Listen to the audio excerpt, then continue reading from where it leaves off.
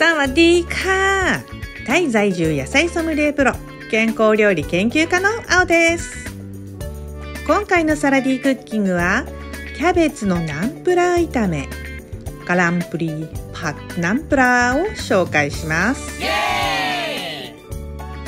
キャベツがちょっとだけ残ってどうしようとか、もりもりいっぱい食べたいとか、とにかくさっと作って食べたいという時におすすめのレシピです。あと一品どうしようっていう時にもいいですね。この料理、おしゃれなタイ料理レストランで友達が注文してびっくり。そんな家庭料理みたいなものをわざわざお店で食べるの？と思わず口に出てしまいました。私はかつてレストランで頼んだことのない料理だったのです。でもみんなが口を揃えてここのレストランのは美味しいと言います。食べてみたら確かに美味しい。ただこの店のは炒めるのではなく揚げてから調味料と混ぜているのでしょう。揚げた方が美味しいのでしょうが、手軽にヘルシーということでここでは炒め物を紹介します。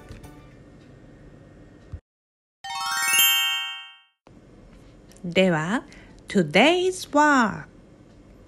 今回はガランプリです。タイ語でキャベツのことです。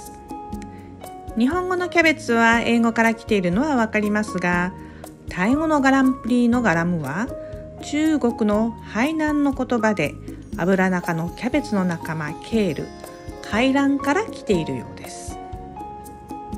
ペルシャ語のキャベツを意味する言葉から来ているという説もあります。ガランプリのリーは長州語から来ているという説があるようです。キャベツはもともとヨーロッパが原産で100年ほど前にタイに伝わって、しばらくは北部や東北の寒い地域で栽培されていました。その後、タイの気候に適したタイ種性の品種ができ、現在はどの季節でも栽培することができるようになりました。いろんな料理に使われていますが、ソムタムやラープなどを頼むとドーンと生で出てくるのが印象的ですね。かつてタイのキャベツは農薬をたくさん使っていると言われ、ゾウさんがキャベツを食べて死んだというニュースが流れたこともありました。最近は農薬の量も指導されていますので、そんな心配もないとは思いますが、そもそも農薬は外側につくものなので、外側の葉を取り除けば大丈夫です。タイのキャベツが小さいのは品種でもありますが、かなり葉を取り除いて売られているというのもあるようです。実際何年か前に消費者団体がスーパーで残留農薬を抜き打ちでチェックしたときに、キャベツからはほとんど検出されませんでした。そういうわけで生のキャベツも気にせず食べて大丈夫です。ただ虫とか細菌のことを考えると洗った方がいいでしょうね。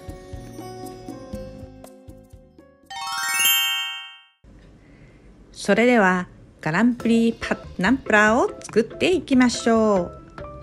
用意するのはキャベツ。これは半分より少ない残り物の状態です。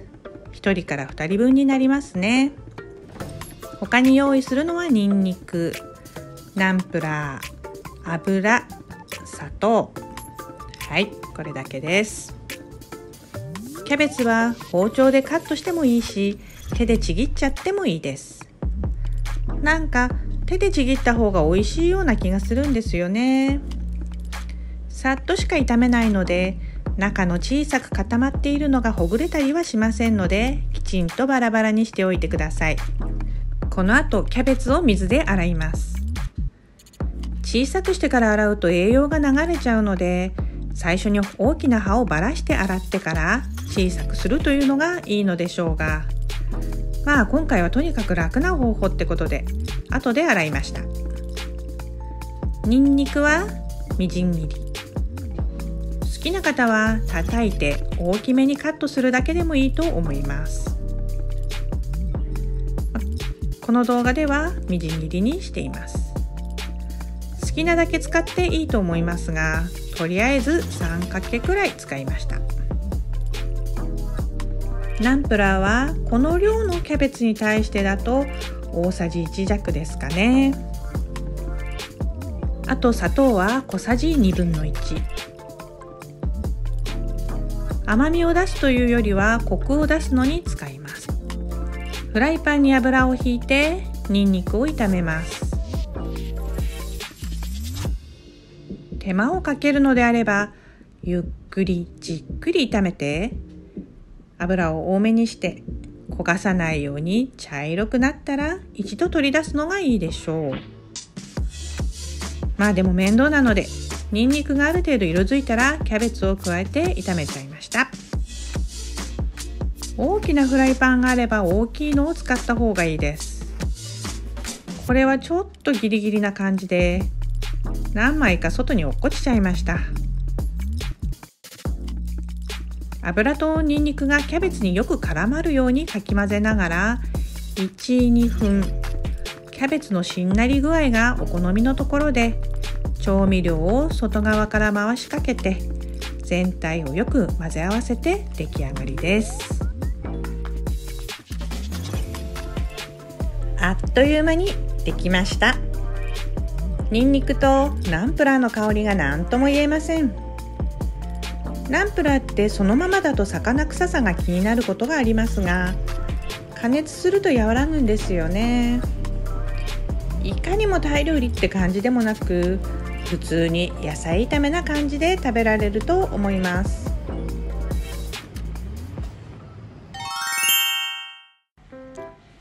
そしてここでさらに楽々レンチンレシピも披露しちゃいます。作り方の基本は全く同じ。キャベツをバリバリ手でちぎって洗います。耐熱容器で全て済ませちゃいましょう。洗って水を切ったら、ニンニク、油、ナンプラー、砂糖、全部耐熱容器に入れちゃって、軽く振ってかき混ぜてレンジに入れます。時間は量とかパワーによりますが、これくらいだと1分半でした。何も言わずに出すとレンチンなんて気がつかないかも。キャベツとナンプラーって最強の組み合わせですね。キャベツだけなのに満足感のあるガランプリナンプラー。それでも何か足りないとか、メインにしてがっつり食べたいという方は豚肉を加えるといいと思います。まあ豪華にしたり手間をかけたりするのはいくらでもできるでしょうが、とりあえず今回はとにかく簡単にさっと食べたい時の料理として紹介しました。簡単料理がレパートリーに加わるのは嬉しいですよね。ちなみに多めに作っておいた残りに豚肉と豆板醤を加えてお弁当にしたこともありました。常備菜になるのも嬉しいですね。いかがでしたでしょうか。これなら作れる、早速作ろうって思っていただけたら嬉しいです。ぜひお試しください。この動画が良かったと思ったら高評価ボタンをよろしくお願いします。またいろんな情報をお届けしていきたいと思っていますので、ぜひチャンネル登録もお願いします。それではこの辺で、サワディーカー、コップマーカー。